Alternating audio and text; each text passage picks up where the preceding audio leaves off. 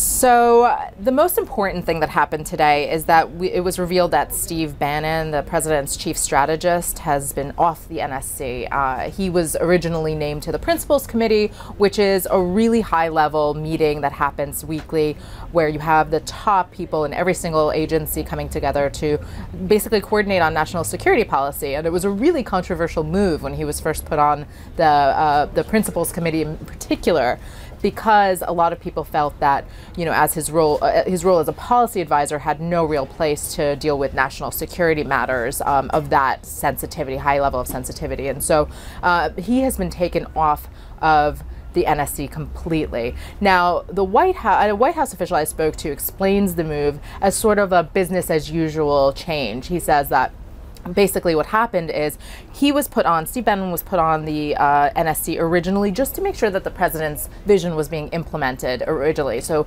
you, at that time, had Michael Flynn as the national security advisor. This White House official says that Steve Bannon wanted to just make sure that because they were a new administration, General Flynn was carrying out all of the president's recommendations and vision in a proper way, and that everything was sort of falling into place.